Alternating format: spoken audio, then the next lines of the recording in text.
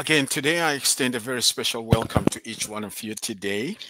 And I just realized I said the word today twice. So I extend a very special welcome to you today and thank you for joining us. This is your host, Dr. FM, Francis Mpindu, at Love Bay Afrobeat Music Talk Radio. And we are delighted that you are one of our listeners in over 140 different countries around the world. And what a delight. You know, life is so daily, isn't it? We wake up and we sometimes have this confidence that I will see you tomorrow. And we have no idea what will happen tomorrow. So it's really one day at a time. And that's true. A friend of mine used to say, we're all living on borrowed time. God has given us life, and how we engage ourselves in this global village becomes an expression of our connection with our Creator. So I trust that we as Africans, we would never lose sight of that.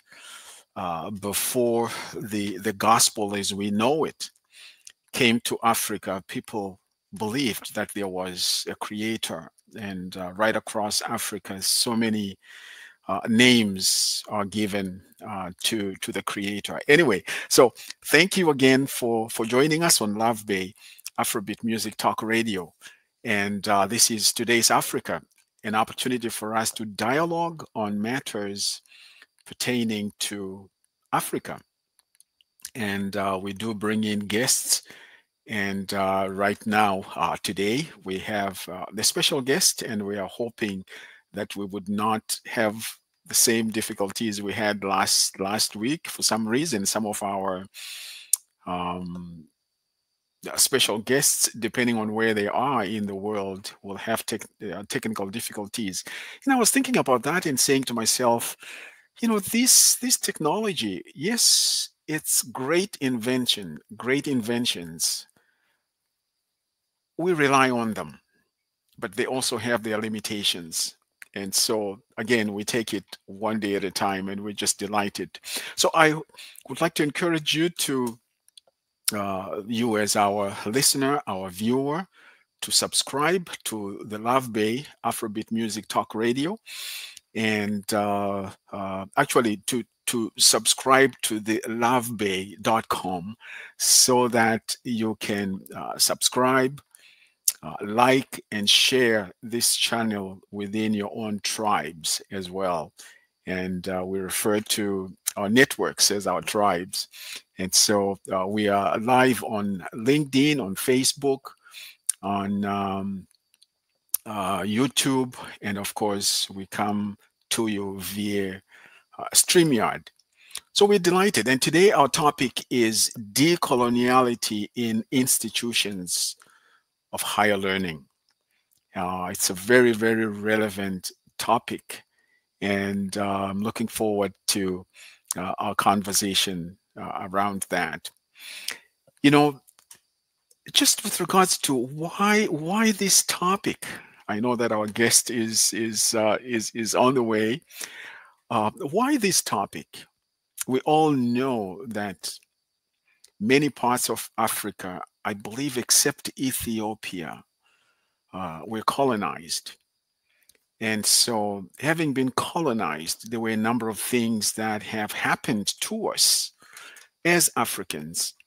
And so, part of that is education. Part of that is just the whole thought process. Um, I think it's very important for us to understand that even though colonization had aspects that finally benefited us as Africans, and I'm speaking for Africans here. And am I representing the whole of Africa? Yes. Am I knowledgeable in every aspect of African history and education and all that? No. So I'm representing Africa, but at the same time, I also understand that we have different expressions of our various cultures.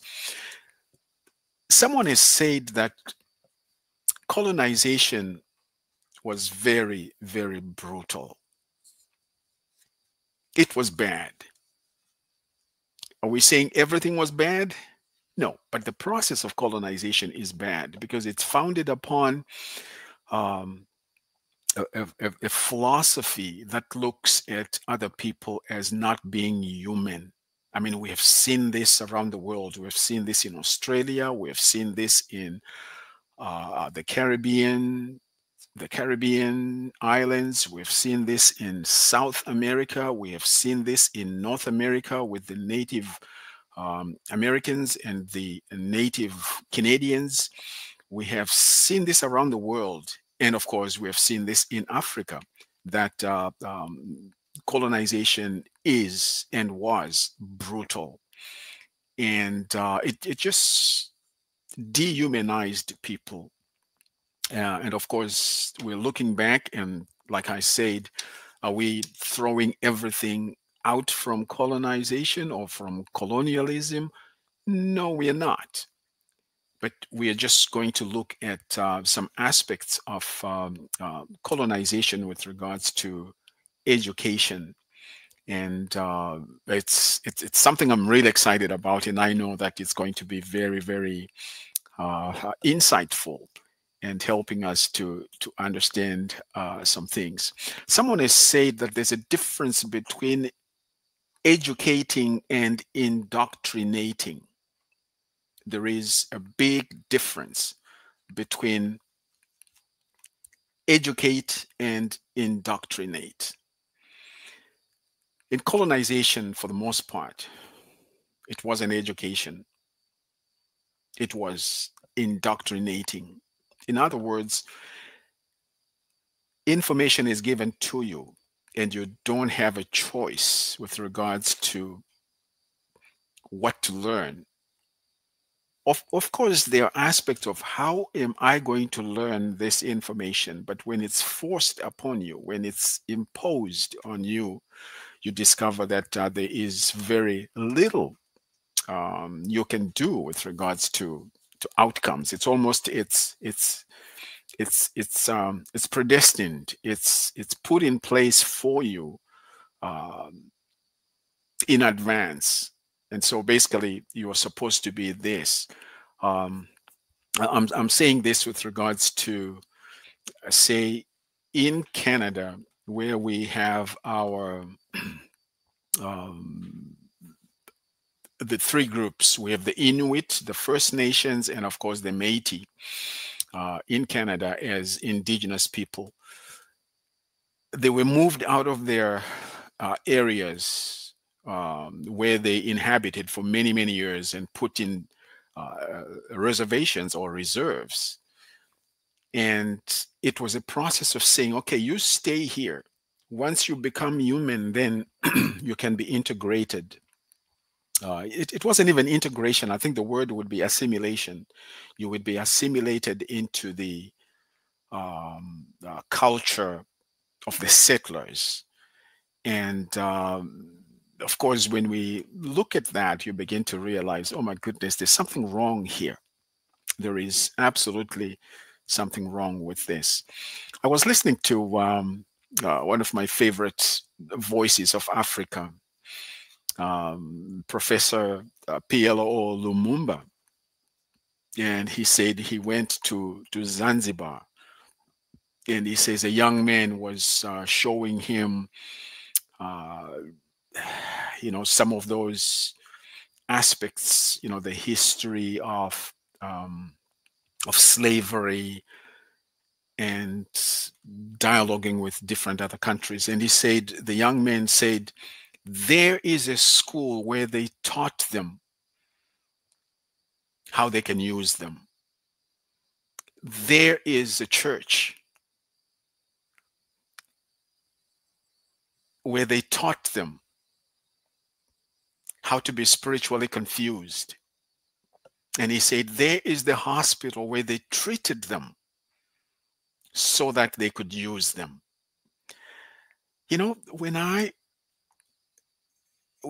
heard that, I said to myself, wow, I mean, this young man who was communicating with Professor Lumumba obviously must have uh, picked up aspects of this process of colonization in ways that um, we're just highlighting things that we don't generally think about, and yet they're so real.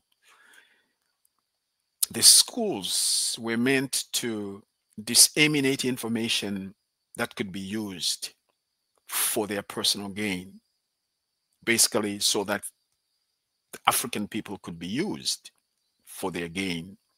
And the church was also a place where people were touched spiritually so that they would be confused and again used for personal gain.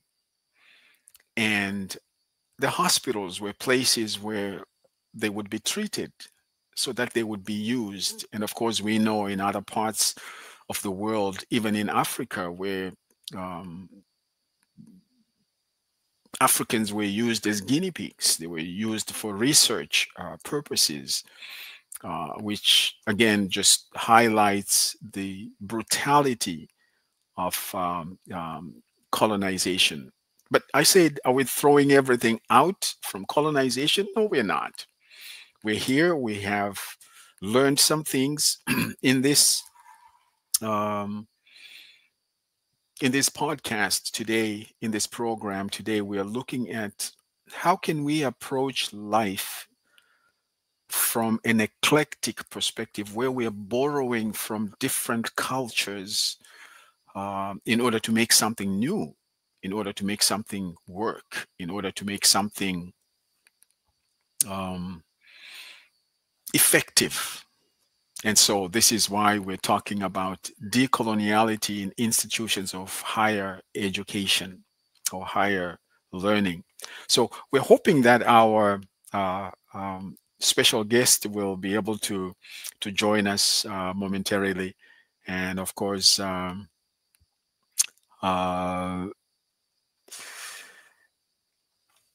he just asked me a question. He's saying, is it 6 p.m. my time or 6 p.m. his time?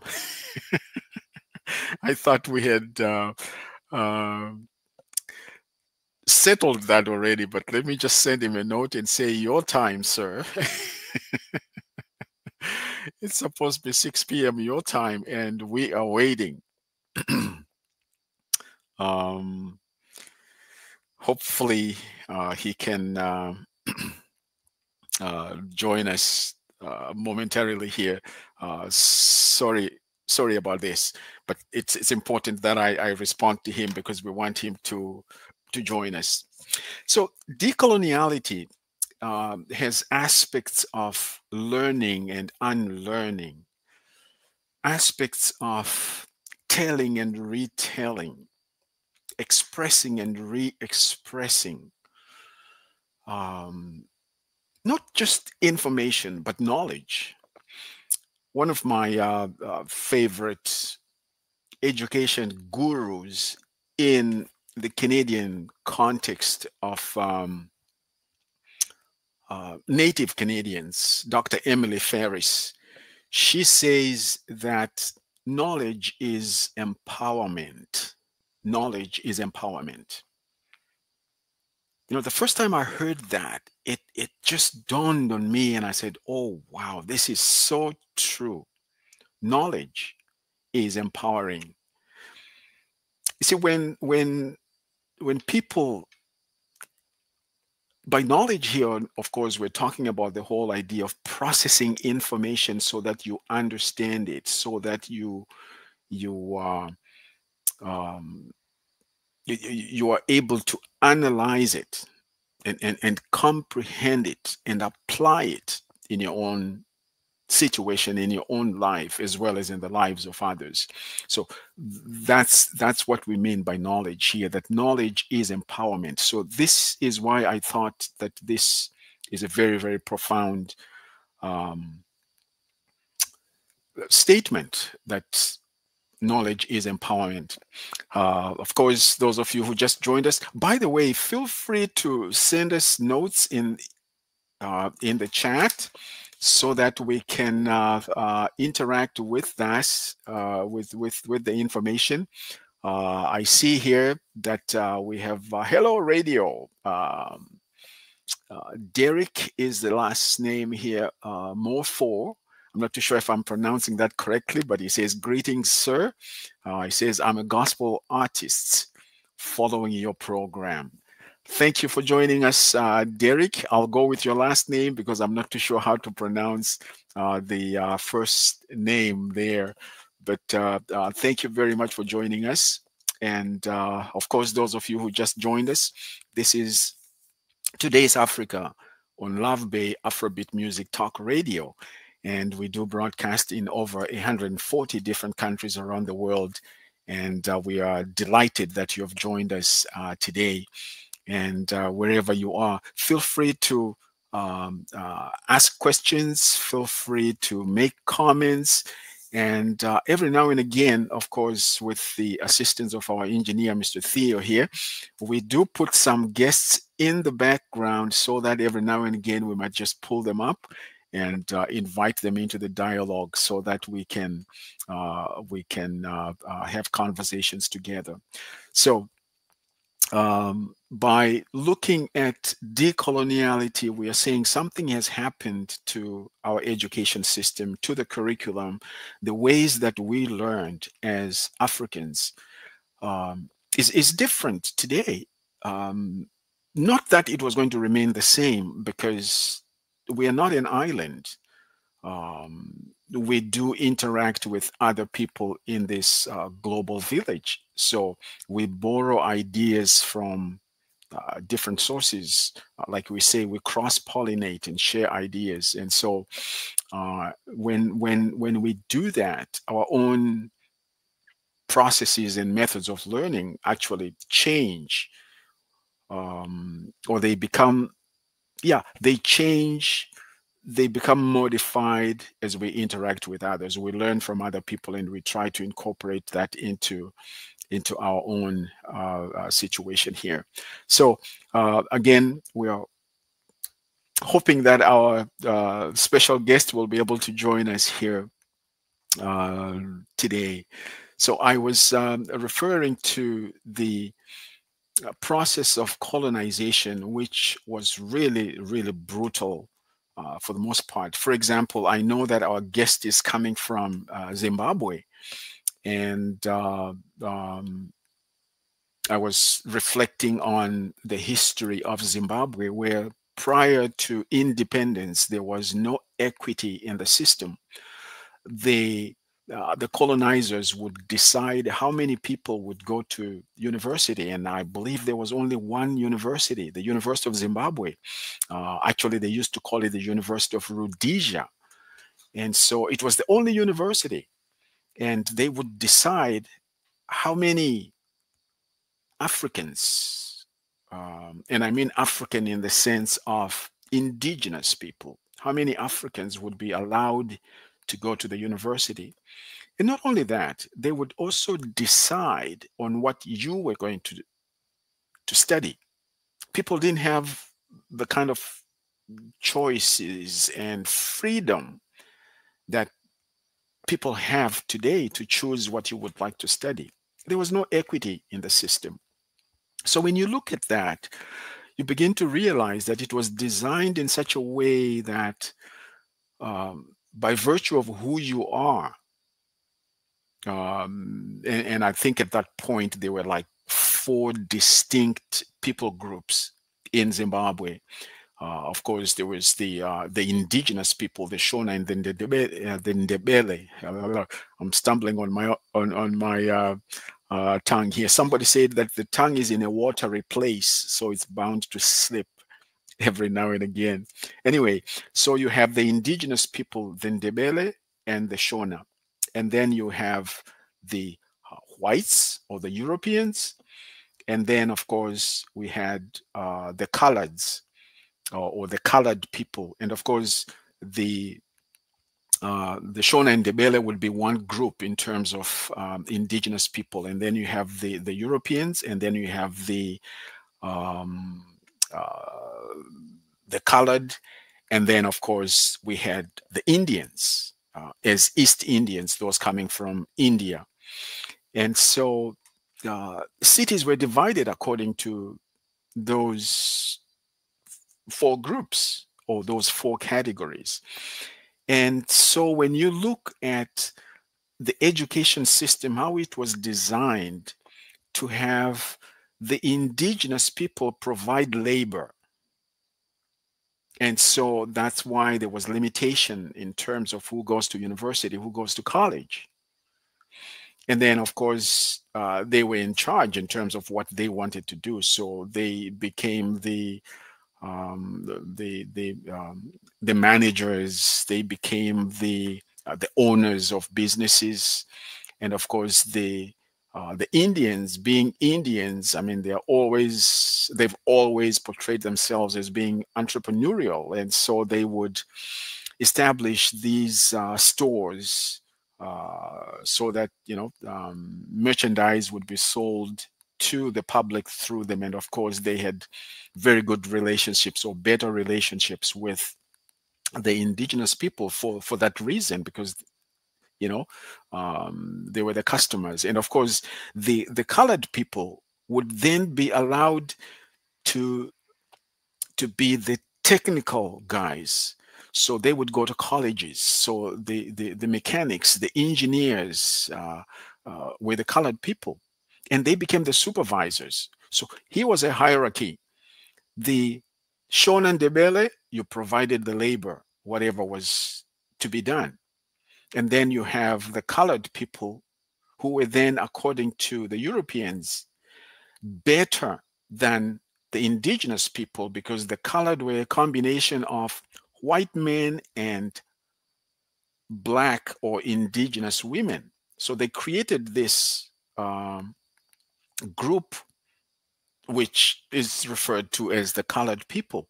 And of course, we know this is different because you go to the United States of America, when you talk about colored, they were just talking about anybody who is non-white. But that's not the way it was understood in Zimbabwe and other parts of Africa. So you have the indigenous people right at the bottom providing the labor, and then you have the colored people as supervisors, and then of course you had the Indians providing stores and whatever else needed to be exchanged, and then the Europeans, of course, were the ones who were in charge of businesses and making sure that they were running the show pretty much. So when you look at that, you just realize the education system was designed in such a way that it was supposed to maintain this status quo. And of course, we know there's something wrong with that.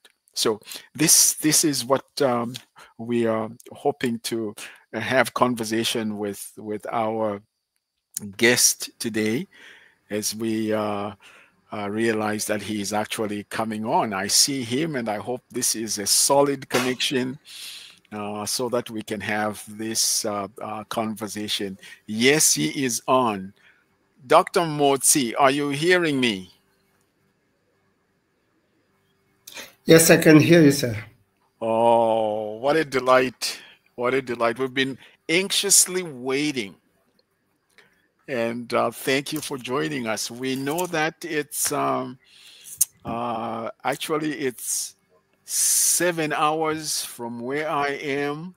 No, it's 8 hours from where I am. And I understand from where our studio is in Toronto, you would be 7 hours. So we're glad you're here. Thank you for joining us. We were just chit-chatting and waiting for you. And of course, we are really, really delighted.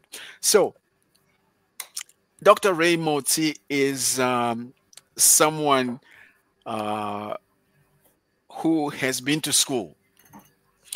And I really mean that. He attended, to the best of my knowledge, one of the best high schools in Zimbabwe. called St. Peter's Kubatana. Um, it was one of those. It was. I know he's laughing. It was one of those high schools that was really unique because it was started by a Roman Catholic priest. He was called Father Davis. Father Davis was very, very creative. He was committed to education, and St. Peter's Kubatana became one of those uh, unique high schools where they would take young people who may be a little older and may not have had the opportunity to attend school earlier for various reasons. I mean, at that time, there were so many challenges for the young people, and so it became difficult sometimes for people to be able to go to school and attend school when you were like school age. But we are just delighted that you attended that, and I guess we can talk about other things later on. We understand that you are a very practical, down-to-earth person. You actually have a BA in practical theology. You have an MA in Old Testament and Hebrew. And you have a PhD in peace building, conflict resolution, and trauma healing from the University of Pretoria in South Africa. So it sounds like you are the doctor who practices, because I was also looking at other things that you have been doing. Right now, I understand that you are the president of Zimbabwe Theological College. You have worked with and continue to work as well with the African Peace Institute as director, the national thematic leader for Zimbabwe, National Justice Working Group, in charge of memorialization, and you have been the founder and chair of Zimbabwe Christian Alliance. And I mean, I could go on and on and on. But in a nutshell, who is Dr. Motsi? Who is Dr. Ray Motsi? Would you just enlighten us on who you are? What do you want us to know and understand about you as we get into this conversation? Thank you so much, Doc. I really appreciate meeting you again after such a long time. Having played soccer with you at high school, and you should have told them that we played soccer together. Anyway, Ray Motsi is a 65-year-old Zimbabwean who went to UK for his undergrad and came back to Zimbabwe 1988. And I then went through what you narrated, married to a woman and with 2 kids who are adults in themselves. So one is in Australia, one is here. I'm a peace practitioner. My policy is basically that conflict is unavoidable, but peace is a choice that all have to make. That is very profound. Very, very profound and well said. Yes, I was going to tell them that we played soccer together, but I didn't want to sound like I was bragging. But you were the best player on our team because you played for. You were connected to Dynamos Football Club, which for Dynamos. Yes, I played for Dynamos. Yes, I did. You played for Dynamos, which is a household name in Zimbabwe, and. So every time you showed up when we had games, we knew that we were going to give the other teams a hard time because we had someone on our team that we trusted. That's why I always looked for you. Every time I had the ball. Don't puff my ego, please. Don't puff my ego. I'm hoping that some of those skills can still be used in terms of outreach, and but you have so many things on your plate.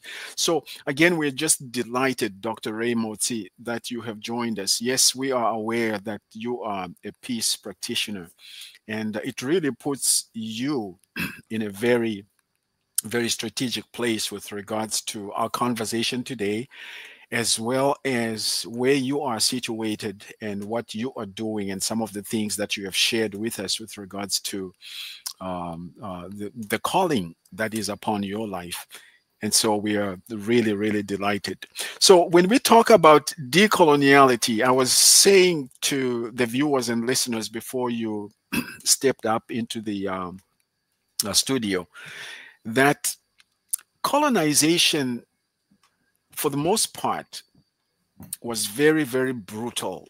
It was designed to impose knowledge and lifestyles and ways of doing things on people. And I also said, I must hasten to qualify that and say not everything from colonization is bad, and we're not saying we should throw it out.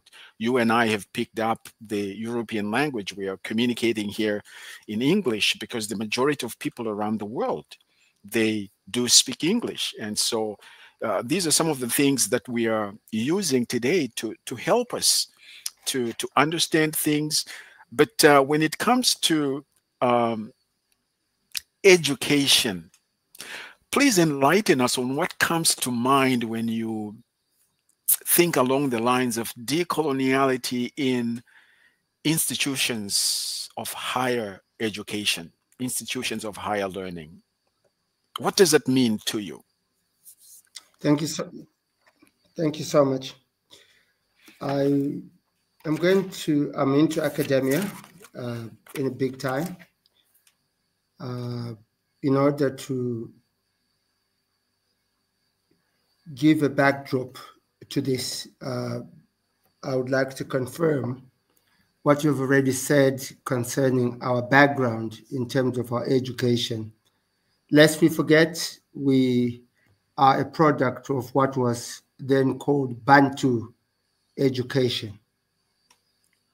Bantu education is a system that was used by those that colonized us as the kind of education that will develop workers, laborers, not intellectuals, not proprietors, not professors, to confirm that the university in Zimbabwe took about 2% of Africans to the university. There was what we used to call a bottleneck, that out of probably, say, 6,000 or, let's say 10,000 Zimbabweans who may have finished their A levels,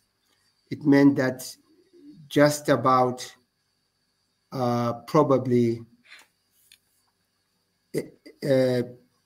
20 or 30 would actually go to university. The majority wouldn't. There was no place for them at that university.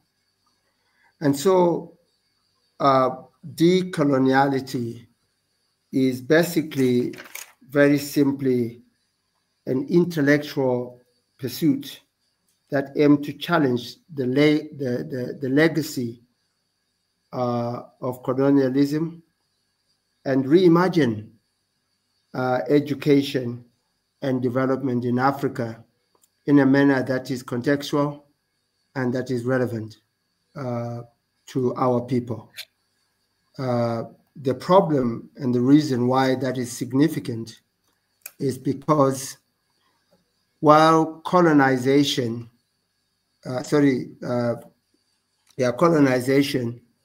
was stopped, but the coloniality, which is the state of being colonized, besieged, by colonization did not take place. Let me give you an example. About a few years ago, I was going to Botswana, which is a next door neighbor to Zimbabwe. I was going with my colleague, who is my dean of students, and I am the president of the college. He had a British passport. He was in front of me. As soon as he got to the Botswana side, he handed them his passport. They all smiled and they spoke to him in English, and they stamped his passport without asking him a question. I gave them my passport. They said to me, in Tswana, where are you going and how many days are you going to spend in Botswana? I said to them, why are you asking me that question? My colleague has just gone past you. You smiled, you stamped in his passport. You never asked him that question. For your own information, I am the president of the college. He is my worker.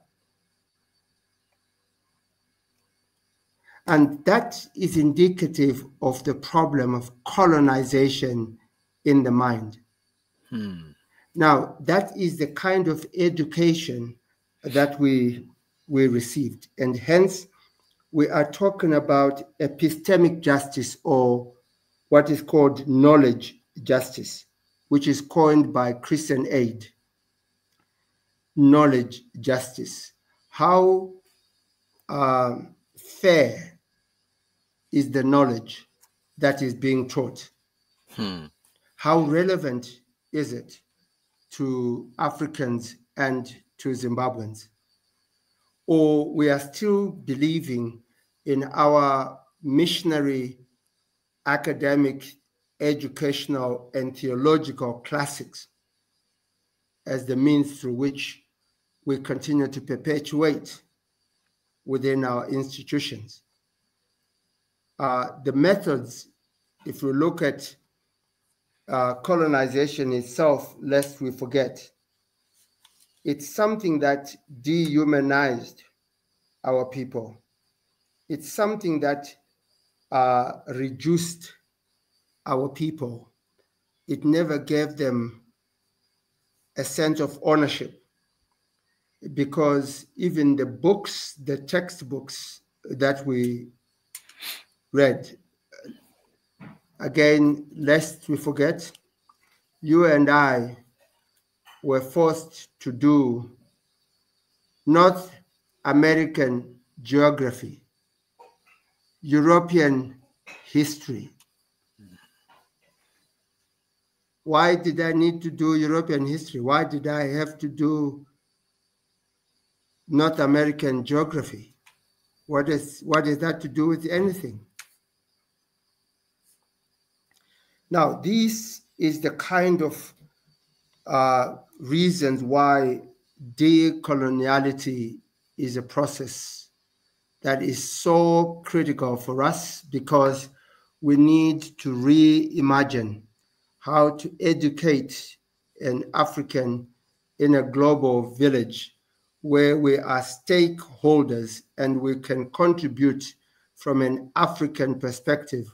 But as it is right now, you can tell I'm so articulate in my English, and I wouldn't be able to say exactly the same way I'm talking to you in my own language, Shona, on the belly. That's the extent of my colonization. And I think people need to understand that.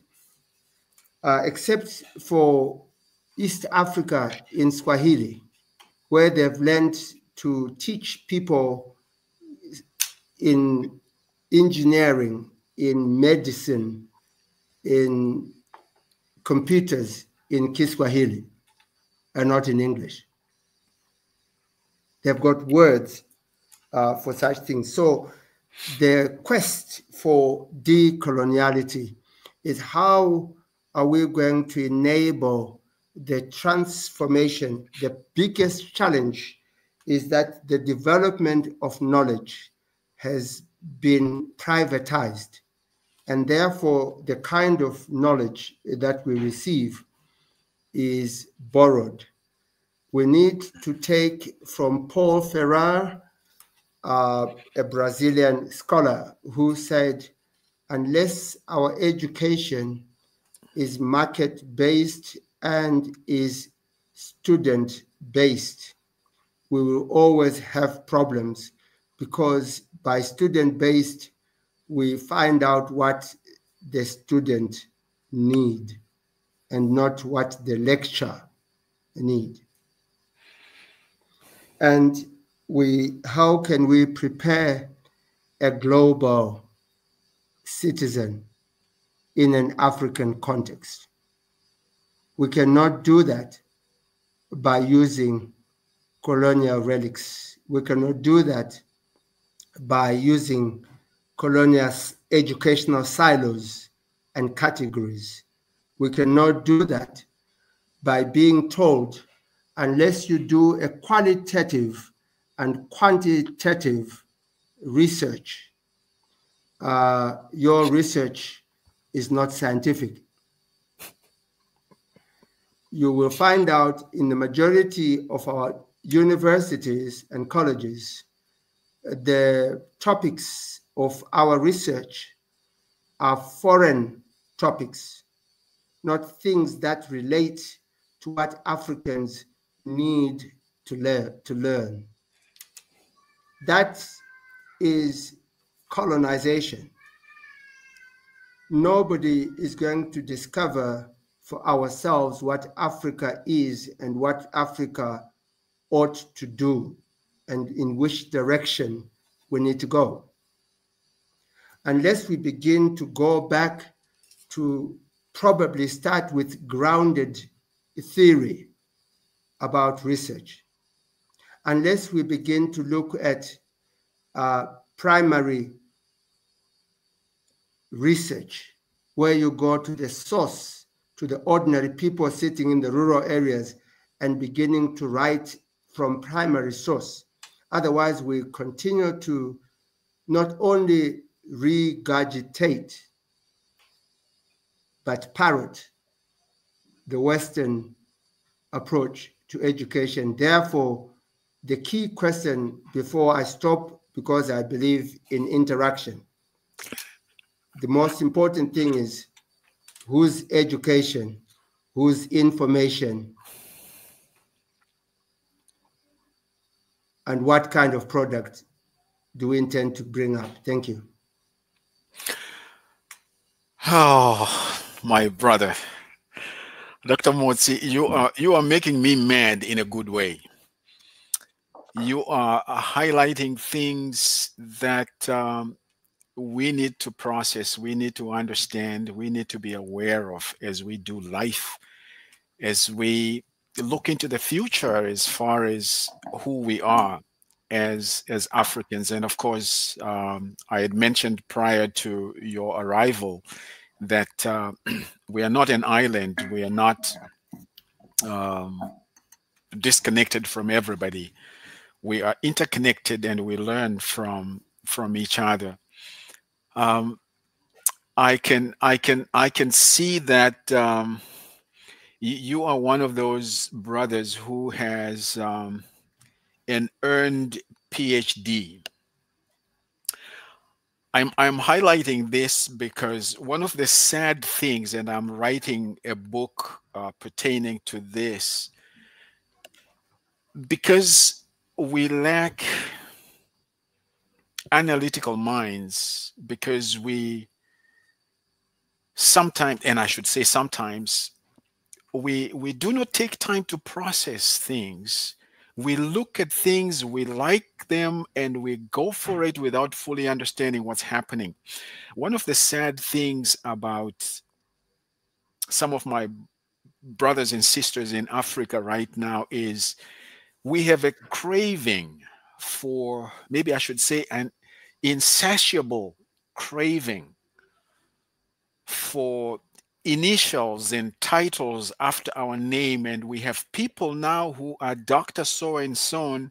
They never wrote a doctoral thesis, they bought it. and because there are other parts of the world where you can buy them, because we value And certain things that we see. let me explain to you why. Let me explain to you why. The reason why it's important is again colonization. That they think what I have achieved by buying the most expensive car, owning a beautiful house, defines who I am, not recognizing that it is a product of what you have done, and therefore it cannot define you. It's an achievement. And therefore, my sense of being is defined by my character, not what I've got, That's right. not what I've earned. So a lot of our people believe that there is a Magaya who is now being taken to court by UNISA, who purported to have got a PhD from UNISA, and UNISA said, we never had you in our books, and we would want to find out how this came about. So they're taking him to court. I'm just confirming what you are saying. I hear you loud and clear, my So brother. Yeah, this is very, very encouraging. I mean, of course, I can see how the opportunities that you have had to reflect and be analytical in these areas makes you a resource. And I think this is why I believe that before you came on, one of the things I mentioned, I made reference to Dr. Emily Ferris, who is a native Canadian, who says that education is empowerment. Education is empowering. And of course, she is coming out of the you're right. environment where education was used for personal reasons and for personal gain by the colonizers. And so when we have true education, we are actually empowering ourselves. I tell my children and students and people I interact with that education is not everything, but it certainly creates opportunities for you.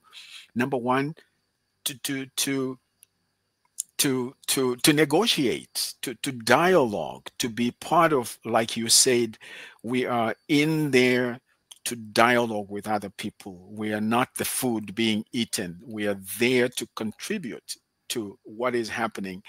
And so I can see that you really have a permanent head damage. Your PhD is for real.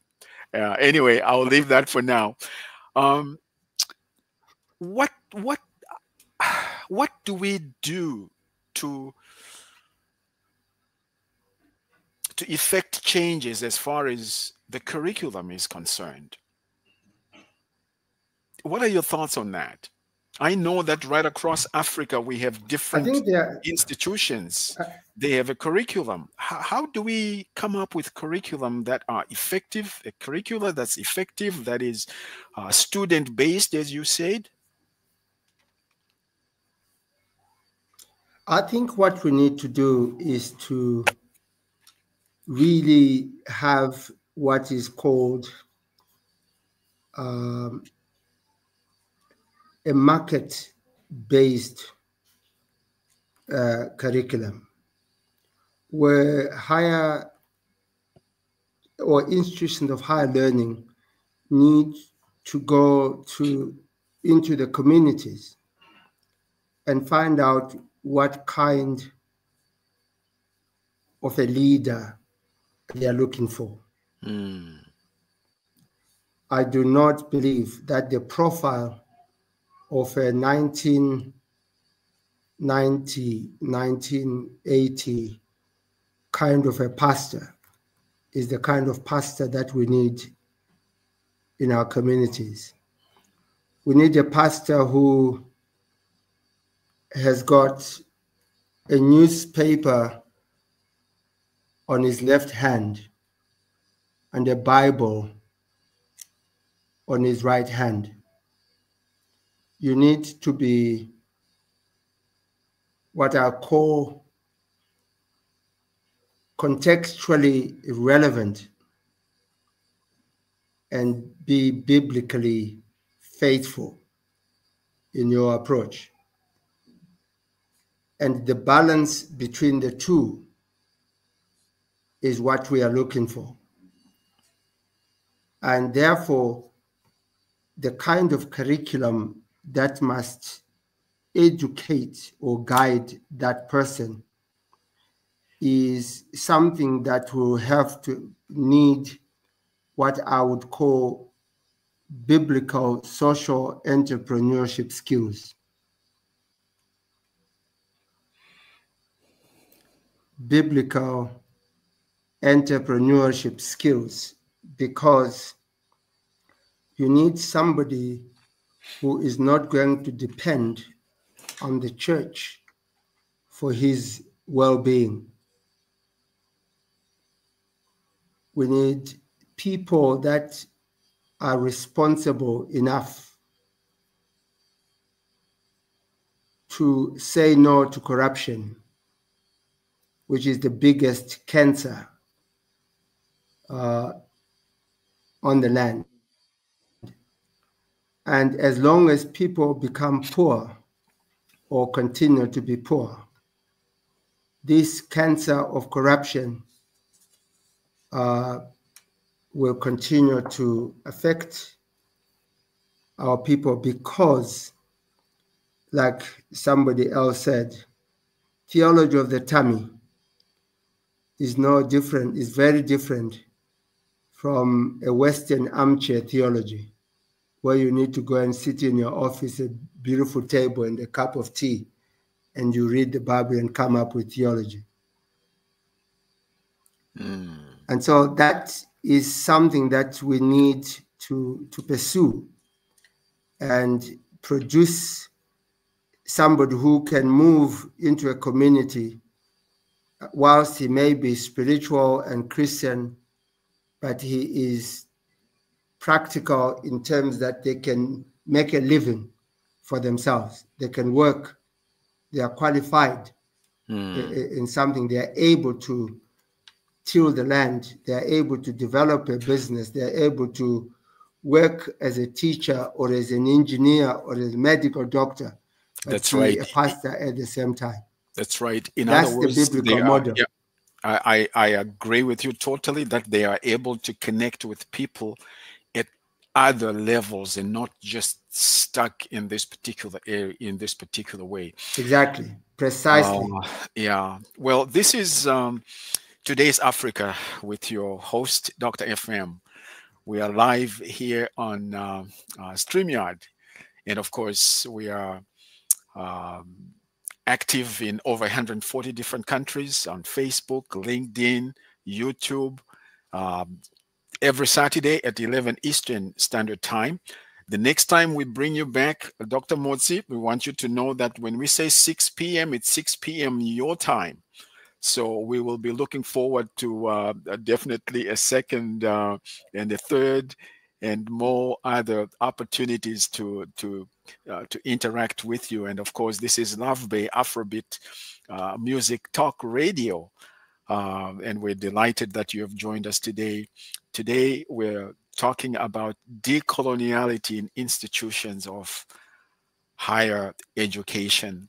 And you just mentioned some very, very important things there about a student-based curriculum and a market-based curriculum. When you said market-based curriculum, and I was saying to myself, I wonder what he means by that. And then you explained it, and I said, aha. So we are going to the people we're trying to serve, people we're trying to equip to tell us what is it that they're looking for. As we listen to them, then we can come up with a curriculum. That is so different from the colonial approach that says, I know what your problem is, this is what you're going to study, and this is why memorizing things, regurgitating things became such a big deal. Rot memory, as they call it, rot memory. Exactly. So someone said that true education is what you remain with after you've forgotten what information they just shared with you. Because in the final analysis, it's how you live, it's how you appropriate this information into your own life. And of course, there are some of us who are educated beyond our level of ignorance, so we become very, very dangerous. But you are saying there is a way in which we can, Precisely. you're saying there's a way in which we can uh, educate and not indoctrinate. Now, how easy is it, Dr. Motsi, for us to start implementing some of these things that you're talking about? Because not only are we talking about within theological circles, we're also talking about education as Ministry of Education. The Ministry of Education, say in Zimbabwe, in Zambia, in Botswana, in Kenya, in Ghana, in Nigeria, in Burkina Faso, the curriculum that most of our schools and universities have were designed by Europeans. How do we go So about next step? who owns the philosophy of education?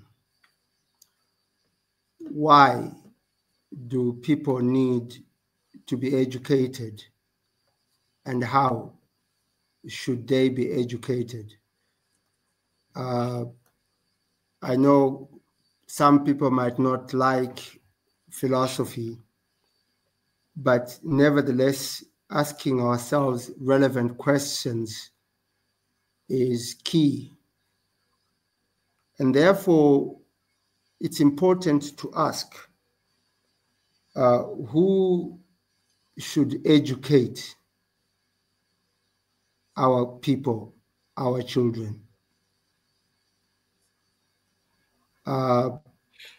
We need to ask questions how we should educate them. Are we teaching them to be innovators, to be creative, to be able to think in other terms or think outside the box? Are we helping them to be innovators rather than those that are memorizing, like you rightly said? That is key. And therefore, the approach is that it should be student-centered. Let students be the ones that have got the key of learning. So much so that teachers simply facilitate the learning and the educational process. Because it's their future, not your future. We cannot educate our posterity using our archaic understanding and philosophies that brought us to who we are now. We need to come up with new basis and understanding of what education should be. In actual fact, they've already started doing that. The social media is one such instrument. We all saying it's wrong, it does not need, we don't need it, but we cannot divorce ourselves. In any case, you cannot divorce somebody you're not married to. You and I are not as addicted by the social media as the young people are. If they are, then how do we harness that means in such a way that we can begin to produce the meaningful product that we want, that can also be used, replicated, and be used in the future in terms of where these young people ought to be going? Our days are numbered.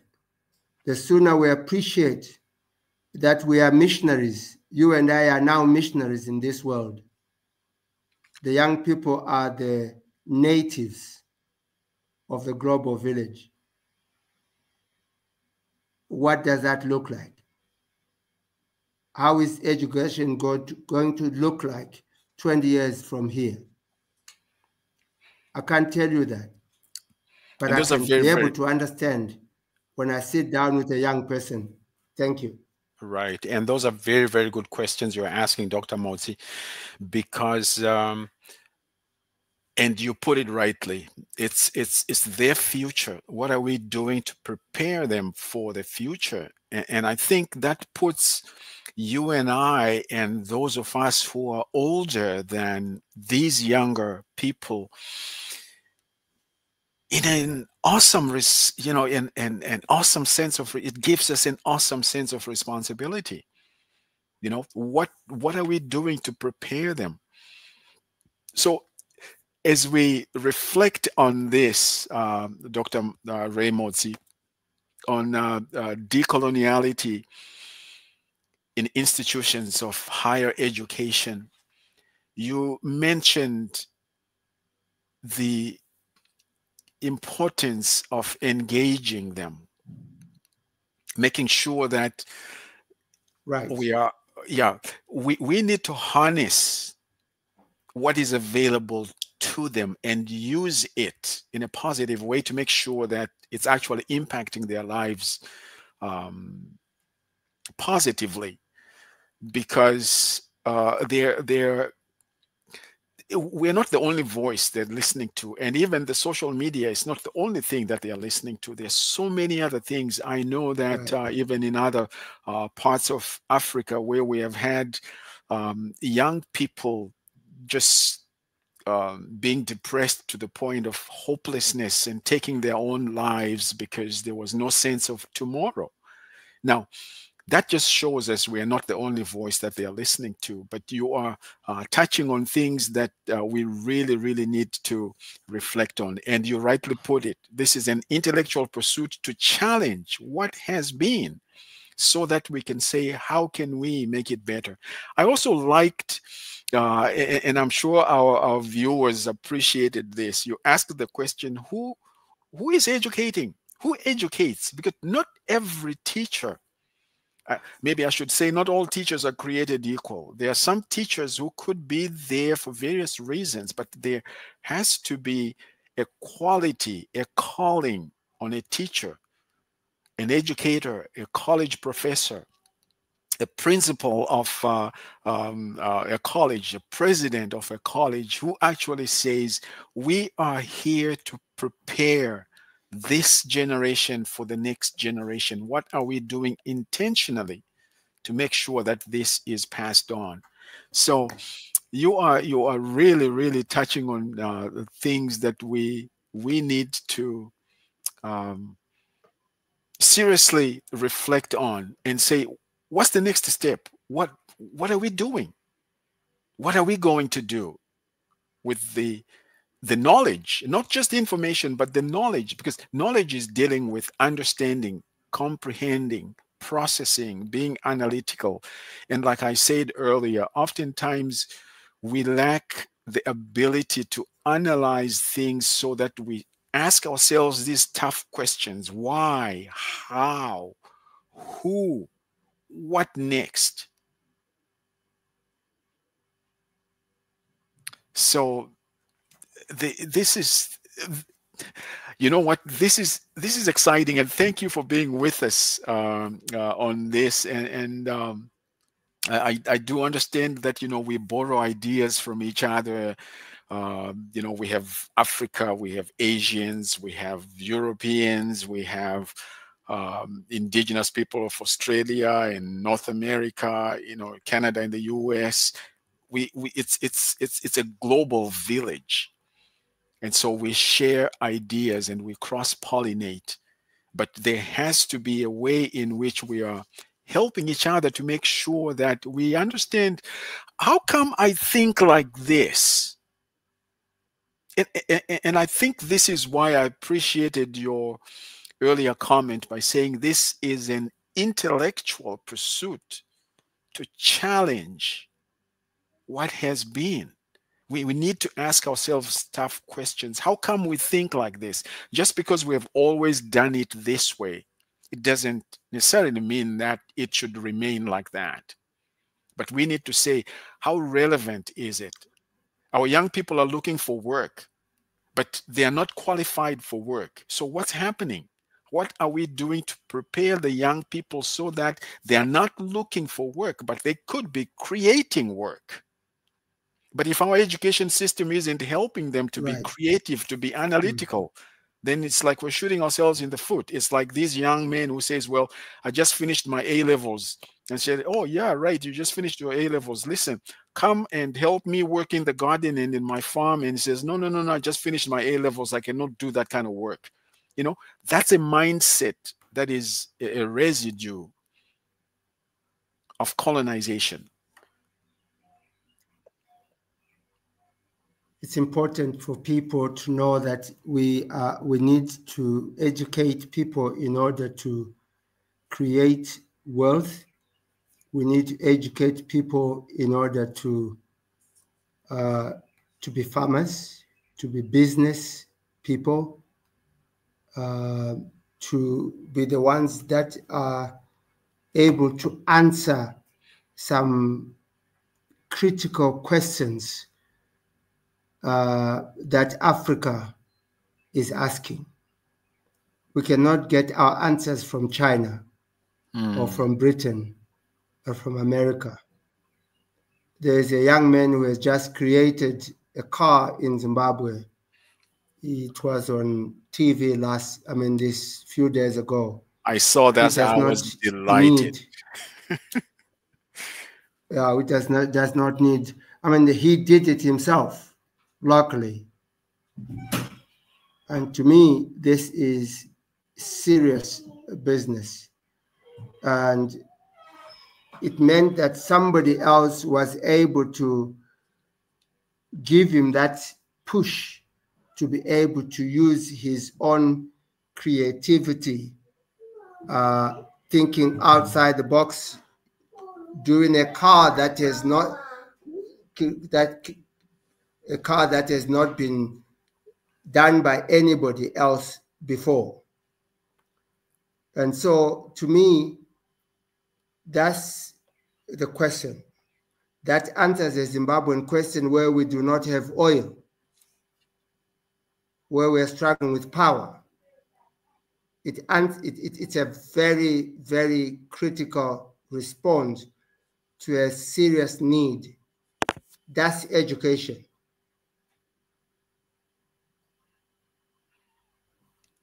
You're absolutely right, Dr. Motsi, because by saying that we need education that asks questions from within that context, and then coming up with responses or answers that takes care of the questions being asked. In other words, the education then becomes a way of asking questions and providing answers so that people are able to function the way they should.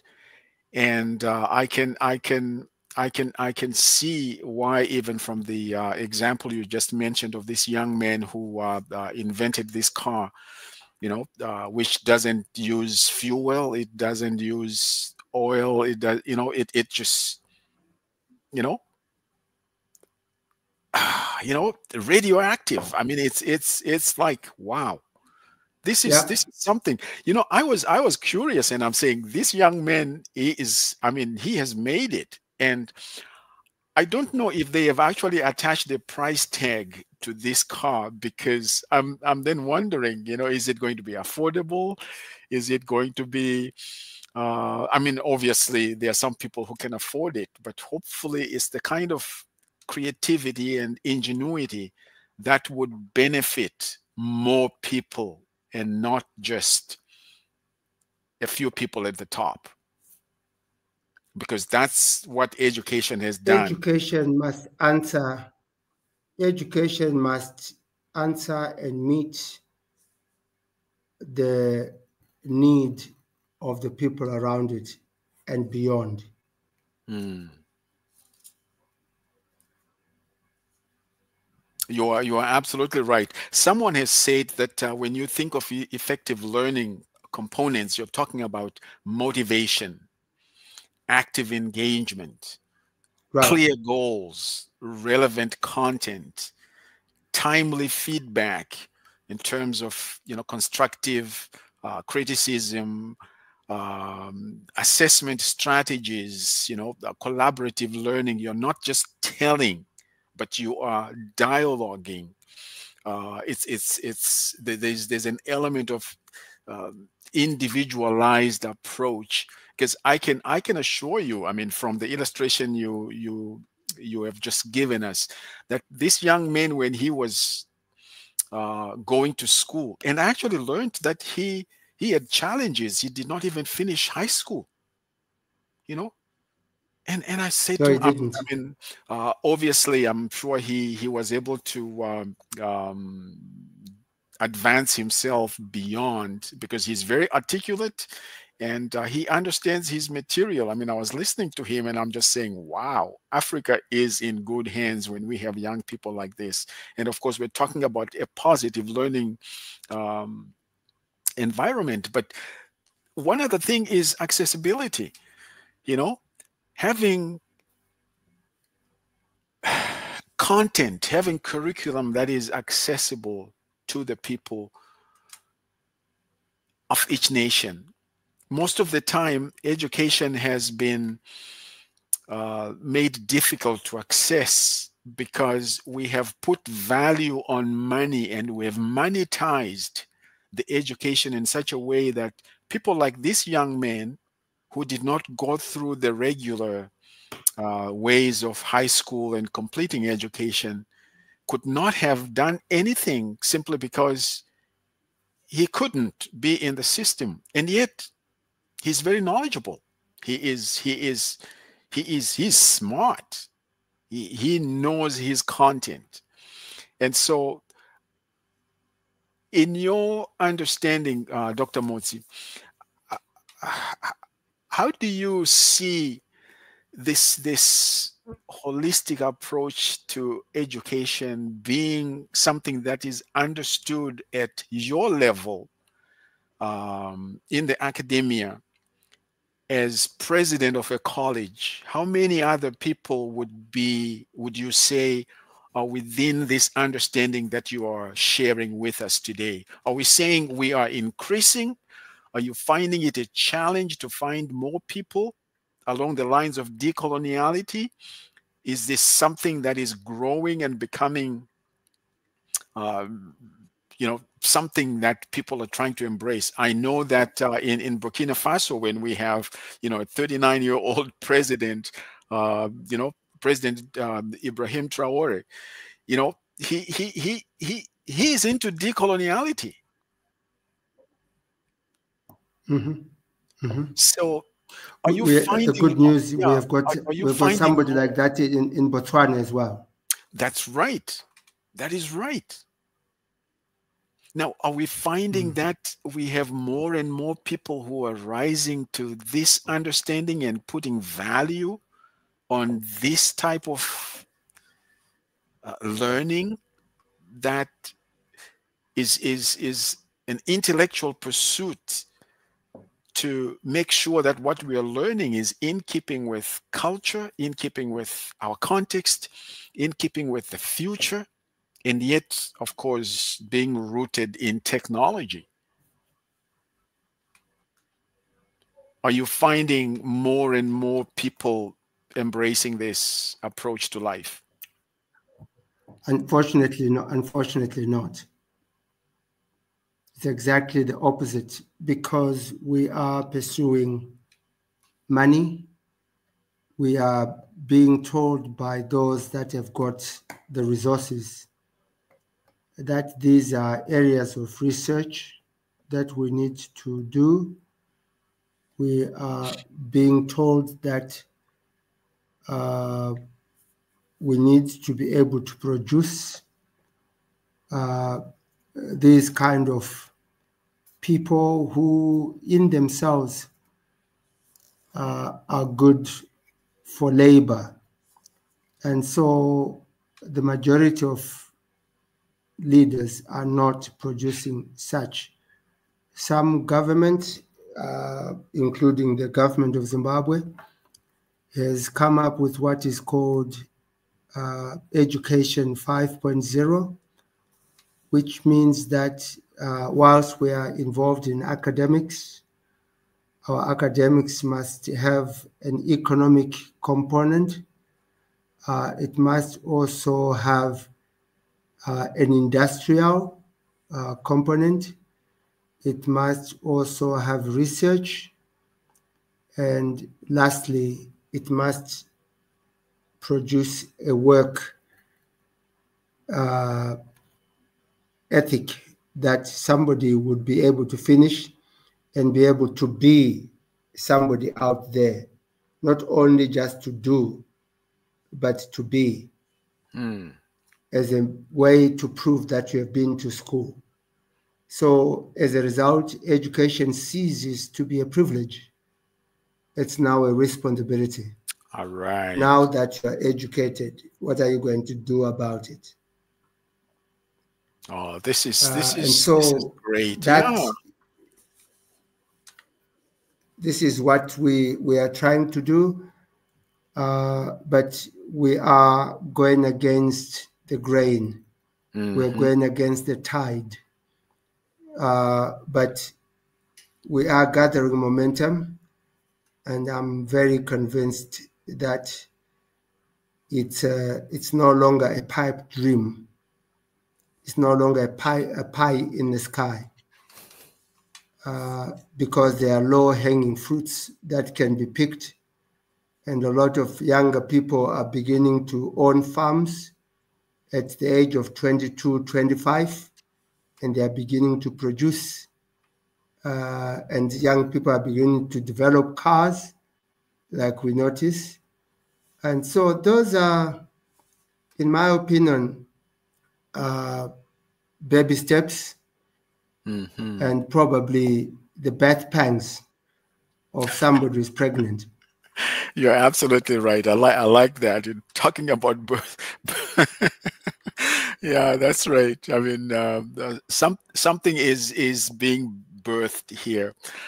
This is today's Africa, and we are on Love Bay Afrobeat Music Talk Radio, and this is your host, Dr. FM Francis Mpindu Munangi, and we're delighted that we have Dr. Ray Motsi, who is the principal of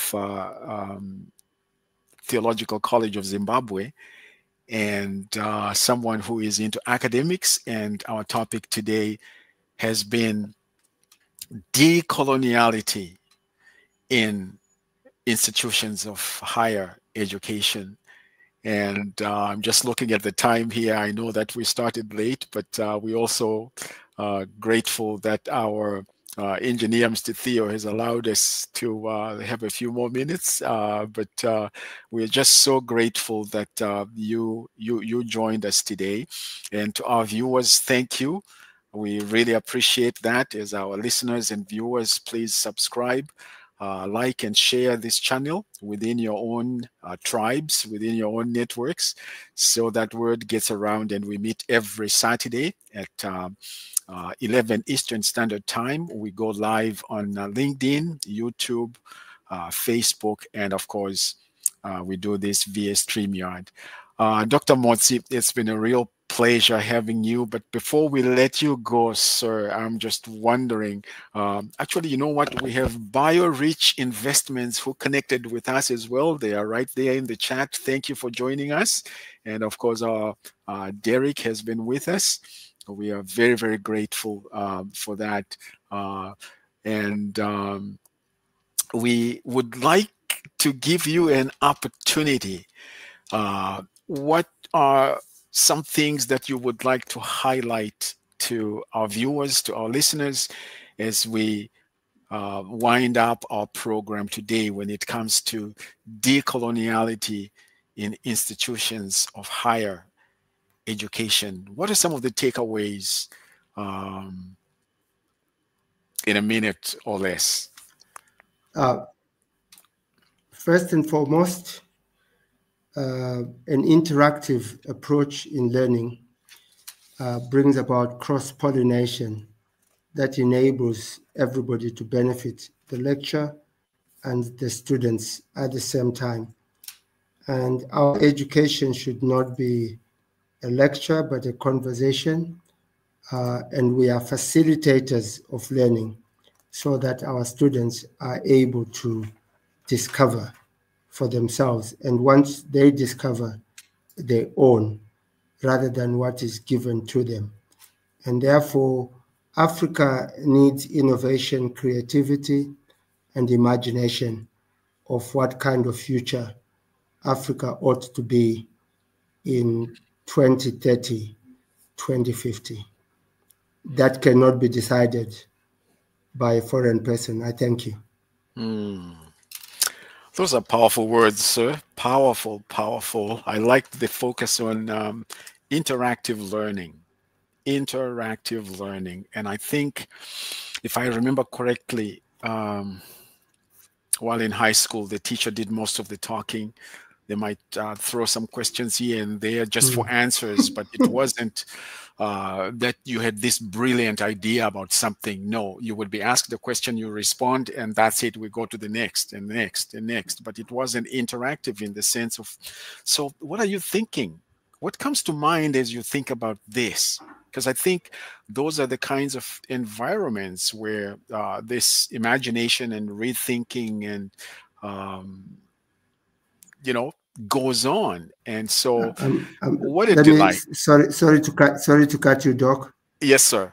Sorry to cut you. Let me say this. This is relevant to us because we are people that depend on orality. Therefore, having a conversation should be natural to us. And that's how we live. That's how our lives are. Orality is our approach. And therefore, that discussion, conversation, telling of stories, and people giving experiences is who we are. And we find ourselves in that. I really appreciate ending on this note, Dr. Motsi, because Africans, we are an oral culture. And how come this oral approach isn't the dominant method in our ways of learning? And you just touched on something that I just lit up and I just went, wow, you're so right. You are so right. We have embraced the Western approach where you give a lecture. It's one way. I'm telling you what to do. And after we're done, I pick up my laptop and I leave. And then you go study and do your stuff on your own and then come back and then come for the next lecture. But it's not oral based because we are an oral culture. Dr. Motsi, I love that. Thank you for allowing us to end on this note. And we will definitely have you back. We never have a guest who comes only once. We're going to have you back so that we can thrash out some of these aspects that you just brought to our attention. And again, to our viewers, thank you so much for being with us today. We have been live on Today's Africa on Love Bay Afrobeat Music Talk Radio. This is your host. This has been your host, Dr. FM, Dr. Francis Mpindu, here on Love Bay Afrobeat Music Talk Radio. And thank you for being with us. And please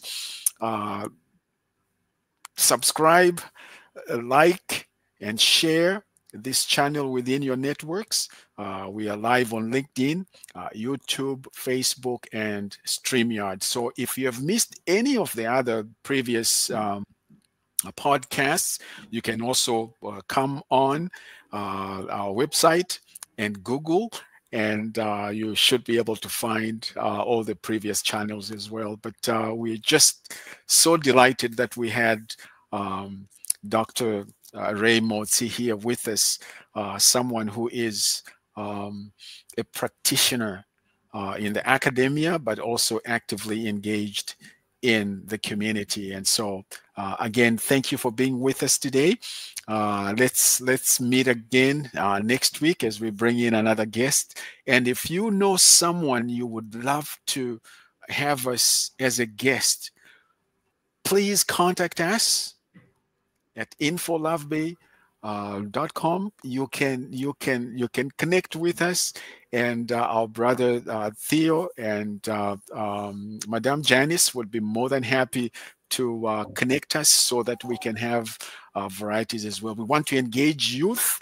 We want to engage um, uh, men and women, different professionals at different levels. There's so much richness within Africa. Let's put it to use. Let's put it to use as we continue to think outside the box, and let's also think without the box. So again, thank you for being with us today. We look forward to being with you again next week.